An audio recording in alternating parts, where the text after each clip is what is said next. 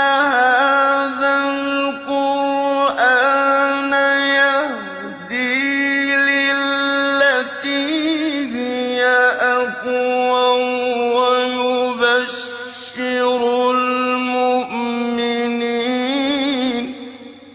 ويبشر المؤمنين الذين يعملون الصالحات أن لهم أجرا كبيرا. بسم الله الرحمن الرحيم. الحمد لله رب العالمين وبه نستعين وصلى الله وسلم على سيد الأنبياء والمرسلين وعلى آله وأصحابه أجمعين ومن تبعهم بإحسان إلى يوم الدين. اما بعد، سلسلہ تفسیر کی یہ 8ویں نشست ہے سورۃ التحریم کے اعتبار سے، اور انشاءاللہ سورۃ التحریم کی تیسری آیت مبارکہ کا آخری حصہ آپ کے سامنے رکھا جائے گا۔ اللہ رب العالمین نے فرمایا وَإِذْ أَسَرَّ النَّبِيُّ إِلَى بَعْضِ أَزْوَاجِهِ حَدِيثًا فَلَمَّا نَبَّأَتْ بِهِ وَأَظْهَرَهُ اللَّهُ عَلَيْهِ عَرَّفَ بَعْضَهُ وَأَعْرَضَ عَنْ بَعْضٍ فَلَمَّا نَبَّأَهَا بِهِ قَالَتْ مَنْ أَنْبَأَكَ هَذَا قَالَ نَبَّأَنِيَ الْعَلِيمُ الْخَبِيرُ۔ اس آیت کریمہ میں وَإِذْ أَسَرَّ النَّبِيُّ إِلَى بَعْضِ أَزْوَاجِهِ حَدِيثًا یہاں تک ہم نے اس کی تفسیر کر دی ہے۔ اس کے بعد اللہ رب العالمین نے فرمایا وَأَظْهَرَهُ اللَّهُ عَلَيْهِ، وَأَظْهَرَهُ اللَّهُ عَلَيْهِ یعنی اللہ تعالیٰ نے اللہ کے رسول صلی اللہ علیہ وسلم کو اس سے واقف کروا دیا، وہ چیز ظاہر کر دی اللہ رب العالمین نے۔ فَلَمَّا نَبَّأَتْ بِهِ، جب ام المؤمنین حفصہ رضی اللہ عنہا، ام المؤمنین عائشہ رضی اللہ عنہا کو جب اس کی خبر کر دی، اور اب وہ راز نہیں رہا، افشا کر دی تھی انہوں نے، تو وَأَظْهَرَهُ اللَّهُ عَلَيْهِ یعنی وَأَظْهَرَهُ اللَّهُ عَلَيْهِ بالقرآن۔ امام طبرانی رحمہ اللہ نے یعنی وہ جو معروف حدیث مبارکہ ہے جس میں حفصہ اور عائشہ رضی اللہ عنہا کا جو باہم قصہ ہے، اس مسئلے کو لے کر کے شروع سے لے کر آخر تک کئی محدثین لے کر کے آئے ہیں۔ امام طبرانی رحمہ اللہ اپنے المعجم الاوسط میں بھی لے کر آئے ہیں، تو اس میں زائد لفظ ہے کہ وَأَظْهَرَهُ اللَّهُ عَلَيْهِ بالقرآن، یعنی اللہ سبحانہ وتعالیٰ نے وحی کے ذریعے سے قرآن جو وحی کے طور پر آپ پر نازل ہوتا رہا، اللہ سبحانہ وتعالیٰ نے آپ کو واقف کروا دیا کہ اب آپ کا راز نہیں رہا ہے۔ اس کے بعد اللہ رب العالمین نے فرمایا کہ وَأَظْهَرَهُ اللَّهُ عَلَيْهِ عَرَّفَ بَعْضَهُ وَأَعْرَضَ عَنْ بَعْضٍ، عَرَّفَ بَعْضَهُ وَأَعْرَضَ عَنْ بَعْضٍ مطلب یہ ہے کہ عرفها، یہ جو مفعول جو ہے وہ یہاں پر محذوف ہے، کیونکہ کلام اس پر دلالت کر رہا ہے، یعنی عرفها ببعض القول، یہ معنی ہوتا ہے اس کا، گویا کہ آپ علیہ السلام نے ام المؤمنین حفصہ کو گویا کہ جتلایا، واقف کروایا، بتلایا، یعنی گویا کہ پوچھا کہ جو ہے تم نے میرا راز ابھی واضح کر دیا ہے، افشا کر دیا ہے، ابھی وہ چیز چھپی نہیں رہی ہے۔ تو حفصہ رضی اللہ عنہا کو اللہ کے رسول نے بتلا دیا۔ عرفہا یہ اصل میں ایسے کلام ہے، لیکن کلام اس پر دلالت کر رہا ہے، اس وجہ سے اس کو حذف کیا گیا ہے۔ یہاں پر ایک اہم بات آپ کو یہ بتلانا ہے کہ عرف بعضها وعارض عن بعض، آپ علیہ السلام نے جب حفصہ رضی اللہ عنہا سے کچھ بات کی تھی، راز کی بات، کہ فلن اعود، اب میں اس کی طرف نہیں لوٹوں گا، یعنی ماریہ کی طرف ہو یا شہد کی طرف ہو، ساتھ میں اللہ کے رسول نے یہ بھی کہا تھا صلی اللہ علیہ وسلم کہ لا تخبری بذالک احدا، کسی کو اس کی خبر نہیں دینا۔ لیکن جب حفصہ رضی اللہ عنہا نے جب اس کی خبر دے دی اور اللہ نے آپ کو اس سے واقف بھی کروا دیا، تو آپ غور کر کے دیکھیے کہ آپ علیہ السلام کو جب اس کا علم ہوا کہ حفصہ نے ابھی اس کو جو ہے مطلب یعنی کسی کو خبر دے دی ہے، تو آپ علیہ السلام نے واقعہ کا کچھ حصہ ان کو سنایا حفصہ کو، عرف بعضها، کچھ حصہ تو انہیں سنایا، پوری بات نہیں بتلائیں، وَأَعْرَضَ عَنْ بَعْضٍ اور کچھ باتوں کو نظر انداز کر دیا، پوری باتوں سے انہیں واقف نہیں کروایا۔ یعنی کسی کی کوتاہی، کسی کی غلطی ہم پر واضح ہوتی ہے، ہم اشارے کنایے میں انہیں واقف کرواتے ہیں کہ دیکھو تم سے ایسی کوتاہی ہوئی ہے۔ تفصیلات میں ہم نہیں جا رہے ہیں، کیوں؟ تاکہ خجالت ہوتی ہے، شرمندگی ہوتی ہے۔ اچھا یہ سب چیزیں ہم ان کے علم میں آ گئی ہیں کیا؟ نہیں، کچھ چیزیں اشارے کنایے میں آدمی کر دیتا ہے اپنی شرافت اور اپنے کرم کے اعتبار سے، پوری باتوں سے واقف نہیں کرواتا ہے، کیونکہ پوری باتوں سے واقف کروانا گویا کہ آدمی کو مکمل شیم کروانا ہوا۔ تھوڑی سی بات کافی ہو جاتی ہے ایک شریف انسان کے لیے۔ اگر آپ اس کو مکرر بولیں گے، مکرر نہ بھی ہو تو اس کو تفصیل سے آپ بولیں گے تو پھر کتنی بری بات ہو جاتی ہے۔ تو اللہ کے رسول کی بھی یہ اعلیٰ اخلاق تھے کہ آپ نے عرف بعضها واعرض عن بعض، یہ اخلاق تھے اللہ کے رسول کے صلی اللہ علیہ وسلم۔ لیکن عرف بعضها واعرض عن بعض، اس آیت کریمہ کے اس ٹکڑے کو اہل علم نے دو قراتیں بیان کی ہیں۔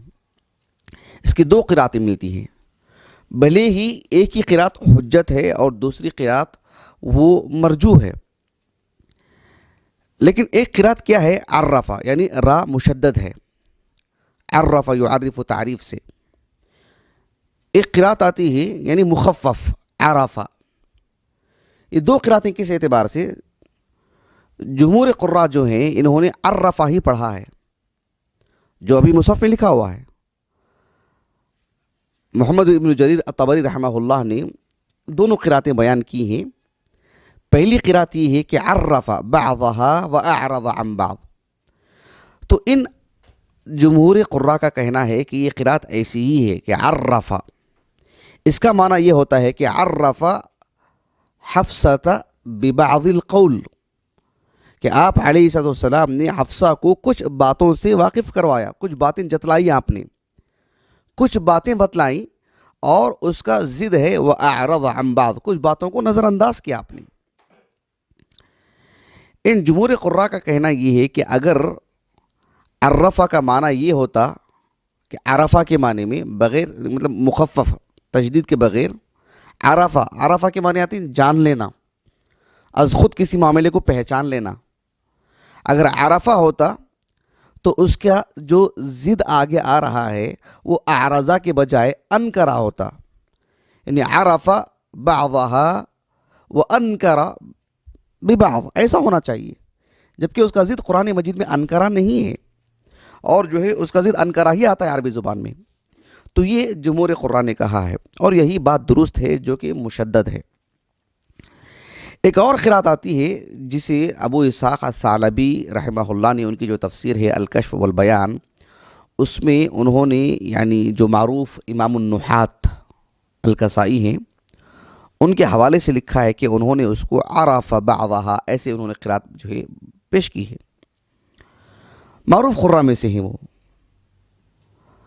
اور انہوں نے ابو عبد الرحمن السلمی، قتادہ ابن دعامہ السدوسی اور دیگر اصحاب علم ہیں، دیگر قراء ہیں، ان کے حوالے سے جو قرات انہوں نے ذکر کی ہے وہ کہ عرف بعضها واعرض عن بعض، عرف بعضها واعرض عن بعض۔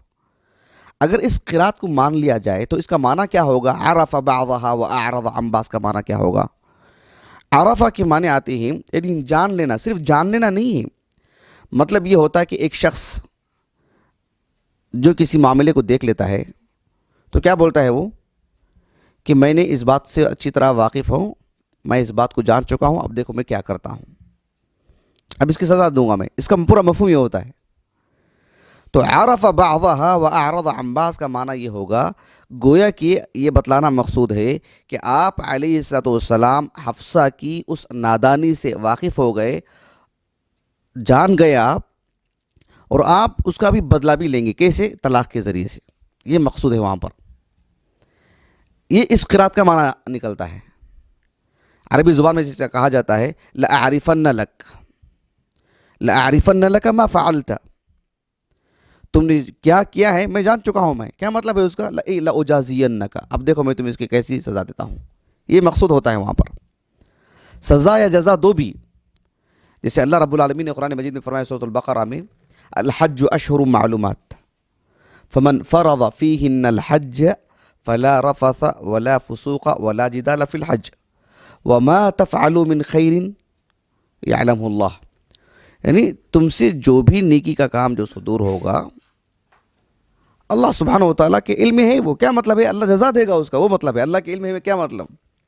صرف اللہ تعالیٰ العلیم ہے وہاں وہ مقصود ہے نہیں، مطلب ہے کہ اللہ جان رہا ہے نا، تو اللہ دے گا آپ کو اس کا اجر. جسے اللہ رب العالمین نے سورۃ النساء میں بیان فرمایا اولئک الذین یعلم اللہ ما فی قلوبہم فاعرض عنہم. ان کے دلوں میں کیا نفاق ہے اللہ جانتا ہے، آپ اعراض کیجئے اس سے. اللہ جانتا ہے کیا مقصود ہے اس کا، اللہ نمٹ لے گا اس مسئلے کو، اللہ سزا دے گا ان کو. اولئک الذین یعلم اللہ ما فی قلوبہم. تو یہاں اگر مخفف پڑھیں گے تو اس قرات کا یہ معنی نکلے گا. مشدد پڑھیں گے تو معنی وہ ہوگا کہ اللہ کے رسول علیہ السلام ان کی کچھ باتوں کو ان کے سامنے جتلایا کہ دیکھو تم نے ایسا کر دیا نا، لیکن پوری باتیں نہیں بتلائیں. وَأَعْرَضَ عَنْ بَعْضٍ، یعنی قصے کا ایک پہلو آپ نے رکھا، بلکہ ایک پہلو کا کچھ حصہ آپ نے رکھا، سارے پہلوؤں کو نظر انداز کر کے رکھا، سب باتیں نہیں بتائیں ان کو. وہ مقصود ہے وہاں پر، اور وہاں وہی معنی ہے. عرفہ مخفف پڑھیں گے تو پھر یہ معنی نکلے گا. اسی لیے امام ابو جعفر محمد بن جریر الطبری رحمہ اللہ نے کہا کہ ان دونوں قراتوں میں جو درست قرات ہے وہ مشدد ہے. جنہوں نے را کو مشدد پڑھا یعنی عرف بعضها واعرض عن بعض، اس کو انہوں نے اس نقطہ نظر سے ہی نہیں ترجیح دی کہ معنی کے اعتبار سے، بلکہ کہا کہ اس میں لاجماع الحجت بالقراء علیہ، جو معروف قراء ہیں ان کا اس طرز سے پڑھنا اور اس پر ان کا اجماع اور ان کا مجتمع ہونا یہ اصل ہے، اور اس کو مرجوح قرات قرار دیا محمد بن جریر الطبری رحمہ اللہ نے. ورنہ یہ ہوگا کہ بس اللہ کے رسول ان سے واقف ہو گئے اور اب ان کو اب سزا دیں گے طلاق کی شکل میں. اور فعلاً اللہ کے رسول نے ارادہ کر لیا تھا حفصہ کو طلاق دینے کے متعلق رضی اللہ عنہا. جبرائیل علیہ السلام آئے اور آ کر کے کہا کہ جو ہے نہیں، آپ جو ہے اپنی طلاق سے رجوع فرمائیے، یہ آپ کی دنیا اور آخرت میں جو ہے آپ کی بیوی ہیں، جنت میں بھی آپ ان کو اپنی زوجیت میں دوبارہ لے لیجیے. حالانکہ حدیث مبارکہ ہے مسند احمد کی بسند صحیح، لیکن وہ اس آیت کریمہ کا سے متعلق نہیں ہے، بلکہ اس سے پہلی والی جو صورت ہے یا ایھا النبی اذا طلقتم النساء، اس آیت کریمہ کے ضمن میں یہ حدیث مبارکہ ملے گی آپ کو. وہاں اللہ کے رسول نے حفصہ کو طلاق دینے کی جو بات کی تھی وہ اس سورہ سے متعلق ہے. یہاں وہ مقصود نہیں ہے. یہاں مقصود یہ ہے کہ عرف بعضها واعرض عن بعض. آپ علیہ السلام نے کچھ باتیں جو تھیں اس قصے سے متعلق ایک آدھ بات ان کے سامنے ذکر کی، بس ایسے ہی احساس دلانے کے لیے، بقیہ ساری باتوں کو یوں ہی نظر انداز کر دیا اللہ کے رسول نے. وَأَعْرَضَ عَنْ بَعْضٍ وَأَعْرَضَ عَنْ بَعْضٍ آیت کریمہ کے اس حصے کو رکھ کر کی یہ بات بتلائی جاتی ہے کہ اللہ کے رسول علیہ السلام کے اخلاق کس قدر کریمانہ تھے. خود قرآن نے گواہی دی کہ اِنَّكَ لَعَلَىٰ خُلُقٍ عَظِيمٍ سورۃ القلم میں. آپ علیہ السلام کا فرد کے اعتبار سے دیکھا جائے تو جو برتاؤ آپ کا تھا نہایت کریمانہ، اعلیٰ درجے کے اخلاق. اپنے ازواج مطہرات کو بھی جہاں ملامت کرنے کی بات آتی تو بقدر ضرورت ملامت، یہ نہیں کہ واقعہ اتنا ہے اور اتنا پھیلا کے ڈانٹ رہے ہیں، ایسا نہیں تھا معاملہ. واقعے میں بہت ساری باتیں ہوتی، بہت بڑی بڑی چیزیں ہوتی، لیکن بہت ہی لطیف پیرائے میں ڈانٹتی. یہ بھی ایک جو ملکہ ہے. اللہ کے رسول علیہ السلام نے عرف بعضها واعرض عن بعض یعنی تکرماً. آپ علیہ السلام نے مطلب بہت ہی اعلیٰ پیمانے کی جو شرافت ہوتی ہے، جو کریمانہ انداز ہوتا ہے، وہ آپ نے اختیار کیا. خود ڈانٹنے والے میں بھی ایک طرح کی حیا ہوتی ہے کہ تفصیل سے ڈانٹیں گے کیا، تفصیل سے بتلائیں گے کیا، آنکھ میں آنکھ ڈال کے بولتے جائیں گے نہیں، حیاءً. اور اللہ کے رسول کا جو حسن معاشرت تھا اپنی بیویوں کے ساتھ، آپ علیہ السلام نے بہت تفصیلی گفتگو نہیں فرمائی، اشارے کنایوں میں ہلکی پھلکی سی ڈانٹ، سارے پہلو اپنے سامنے رکھے نہیں ان کے. اسی لیے حسن بصری رحمہ اللہ کہتے ہیں کہ مستقصا کریم قط، جو شریف انسان ہوتا ہے وہ کبھی بھی معاملے کا احاطہ نہیں کرتا جب کسی کو ڈانٹتا ہے تو گہرائی میں نہیں جاتا ہے وہ. آخری حصے تک نہیں چلا جاتا ہے. تم نے یہ کیا نا, ایسا کر دیا نا, پھر اس واقعے میں تو یہ بھی بات تھی نا, ایسا بھی تھا نا, ایسی سب باتیں نہیں آتی. بس وہ اس کو اس ایک کلمے کے ذریعے سے جو احساس دلا دیتا ہے نا, وہ بس وہ نکل جائے گا. وہ بقیہ جتنا سمجھنا ہے وہ سمجھ لے, یہ نہیں جائیں گے تفصیل سے. بہت ممکن ہے وہ یہ سمجھ لے کہ دیکھو ان کو پورے واقعے کا علم ہی نہیں ہے, بس ان کو وہ ایک پہلو ہی معلوم ہے, بس یہ انداز ہوتا ہے. سفیان ابن سعید الثوری رحمہ اللہ دوسری صدی ہجری کے معروف علماء میں سے ہیں. وہ کہا کرتے تھے کہ ما زال التغافل بن فعل الکرم. التغافل جو ہے نا, التغافل کیا مطلب ہے؟ التغافل یعنی انجان بننا. کسی سے کچھ نادانی ہو رہی ہے, کسی سے کچھ چوک ہو رہی ہے, دیکھ لے کر کے بھی نادان بن کے نکل جانا, کیونکہ انہوں نے دیکھا ہی نہیں, انہوں نے, ان کو کچھ خبر ہی نہیں, ان کو کچھ اس کا احساس ہی, مطلب ان کے علم میں بات آئی ہی نہیں ہے. ما زال التغافل من فعل الکرم, کیا عجیب قول ہے. دیکھیے امام اہل السنہ احمد بن حنبل رحمہ اللہ فرماتے ہیں کہ تسعۃ اعشار حسن الخلق. تسعۃ اعشار کیا مطلب؟ یعنی 10 میں سے 9واں حصہ, 9 حصے. یہ دراصل جو ہے نبوی تعبیر ہے. یہ تسعۃ اعشار, تسعۃ اعشار یعنی جسے اللہ کے رسول نے کہا عراق کے بارے میں کہ وَبِهَا تسعۃ اعشار من الشر, کہ اگر شر کے 10 حصے ہوتے تو 9 حصے تو عراق کے ہیں. مسند احمد کی بسند صحیح روایت ہے. تو تسعۃ اعشار یہ عربی زبان کا ایک یعنی اسلوب ہے, بکثرت استعمال ہوتی ہے یہ عادت. احادیث بھی بہت ہیں, کچھ احادیث ضعیف بھی ہیں جس میں تسعۃ اعشار کی اصطلاح ہے, لیکن جو ہے مطلب یعنی احادیث ضعیف ہو سکتی ہیں, لیکن بہت سارے احادیث صحیح بھی ہیں اس معنی کی. اور عربی زبان کا ایک محاورہ ہے, عام سا محاورہ, اعداد سے متعلق جو محاورے ہوتے ہیں ہر زبان میں, تو تسعۃ اعشار ایک محاورہ ہے عربی زبان کا. تو امام اہل سنہ احمد بن حنبل رحمہ اللہ نے کہا کہ تسعۃ اعشار من حسن الخلق التغافل, کہ حسن خلق کو اگر 10 حصوں میں بانٹا جائے تو 9 حصے تو بس تغافل سے متعلق ہیں. کیا مطلب ہے؟ آدمی کو نظر انداز کرتے رہنا چاہیے. انسان کی نظر ہے 10 چیزوں پر پڑتی رہتی ہے, مختلف افراد کی, کبھی ایک ہی فرد کی, یعنی اسے آج بھی کچھ کرتے ہوئے دیکھ رہے ہیں, کل بھی کچھ کرتے ہوئے دیکھ رہے ہیں, پھر کچھ کرتے ہوئے دیکھ رہے ہیں, ہم نظر انداز کرتے جا رہے ہیں. وہ سمجھ رہے ہیں کہ ہم نے دیکھا نہیں ہے, ہم نے جانا نہیں ہے, لیکن اس میں سے کوئی چیز ہوتی ہے جو بہت ہی زیادہ مؤثر ہوتی ہے, ہم وہاں تنبیہ کر دیتے ہیں, دیکھیں یہ چیز ہے, وہ بس نکل گئے. سب میں نہیں جانا چاہیے. آپ جانتے ہیں ایک صاحب ہیں دوسری صدی ہجری کے ہی, تیسری صدی ہجری کے اواخر کے ہیں, وہ عاصم الاسم. عاصم الاسم, الاسم بہرے کو بولتے ہیں. وہ بہرے نہیں تھے, وہ سیر اعلام نبلا وغیرہ میں ان کا ترجمہ حیات آپ پڑھ سکتے ہیں. ایک خاتون ان کے پاس آئی اپنی ضرورت پوری کرنے کے لیے, کچھ مانگنے کے لیے. ان کے پاس اپنی کچھ حاجتیں سامنے رکھیں کہ جو میری کچھ حاجتیں ہیں وہ میری حاجتیں آپ پوری کر دیجیے.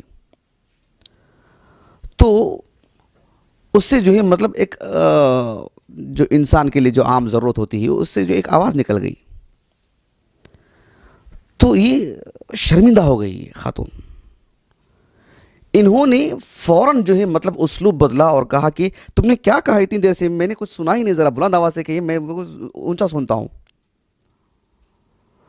تو وہ سمجھی کہ اچھا ان کو اس کا کچھ علم ہی نہیں, ان کو اس کی کچھ خبر ہی نہیں ہوئی ان کو, تو بہت احساس ہوا اس کو. پھر دوبارہ اس نے اپنی بات رکھی.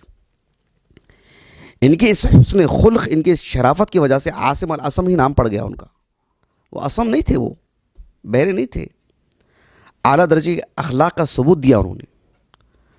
ہم معاشرتی زندگی گزارتے ہیں, اس میں ہماری کوتاہیوں پر کتنے لوگوں کی نظر ہوتی ہے, دوسروں کی کوتاہیوں پر ہماری کتنی نظر ہوتی ہے. ہم پیٹھ پیچھے نہیں بول لیتے رہتے, وہ چلتا ایسا ہے, وہ بیٹھتا ایسا ہے, وہ بات ایسی کرتا ہے, اس کے کپڑے ایسے ہوتے ہیں, اس کے چپل ایسے ہوتے ہیں, وہ یوں کہتا ہے, نہیں کہتے ہم, مطلب پوری تفصیلات ہم نہیں گنواتے ہیں. سبحان اللہ العظیم, پیٹھ پیچھے تو کیا سامنے بھی جو ہے ہم بقدر ضرورت ہی مطلب بہت ہی لطیف اشارے میں 100 میں سے ہم 2-3 باتیں کہیں اور نکل جائیں, عند الضرورہ, عند الحاجہ، مفصل گفتگو ان کے سامنے رکھیں گے. ایسا معاملہ نہیں ہے. اسی لیے اللہ تعالیٰ نے رسول اللہ صلی اللہ علیہ وسلم کے اخلاق کی طرف یہاں پر اشارہ کیا کہ عرف بعضہ واعرض عن بعض. آپ نے مطلب کچھ حصہ جتلایا، کچھ چیزیں بتائیں آپ نے، بقیہ باتوں کو تو نظر انداز ہی کیا آپ نے، مطلب احساس ہی ہونے نہیں دیا، خبر ہی نہیں دی.